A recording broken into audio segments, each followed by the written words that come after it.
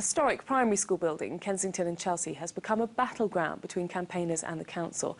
Campaigners say the council is trying to turn the building and parts of the school grounds into shops, whilst the Department for Education says that no planning application to destroy the school land has been issued. Well, joining me now is Jane Solomon, who's a parent of a Marlborough school child and also a member of the Save Marlborough Committee. Good afternoon.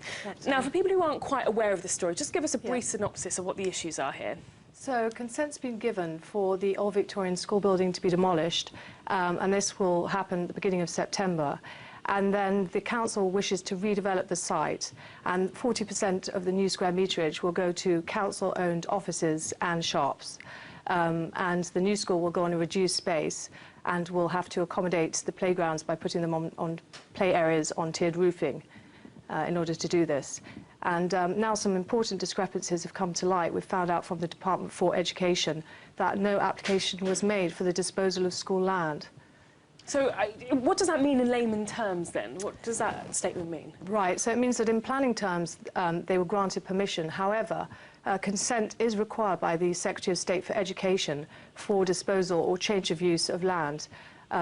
So what's happened is the Department for Education School Assets team have now written to Royal Borough of Kensington and Chelsea Council, and they've asked them to put an application in.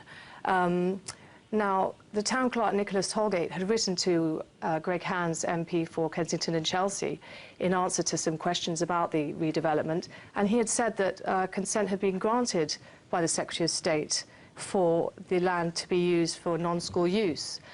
So it appears that he's been misinformed.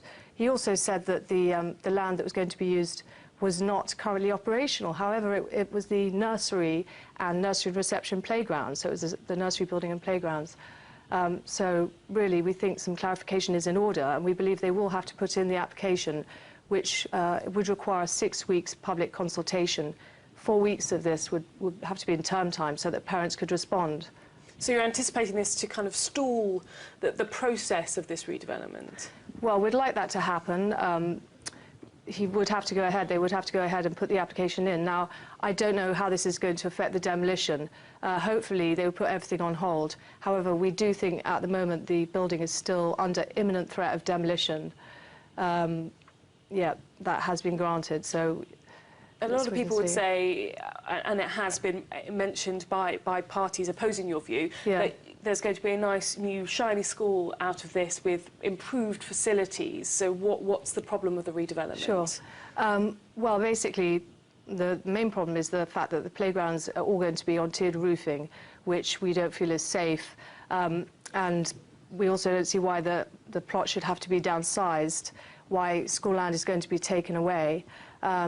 The Victorian building is fit for purpose, and supporters would like to see the improvements taking place from within, possible expansion onto surplus land, although it has seen up 1,600 pupils in the past. So it really is fit for purpose in terms of size. We do welcome improvements, but the original plan was simply to upgrade and improve from within. And then it seemed that the corporate property department of the council had their eye on surplus land. What they're calling surplus land is the children's nursery and the playgrounds, and then changed the plan to sort of reducing the school onto a smaller plot and taking land for offices and shops.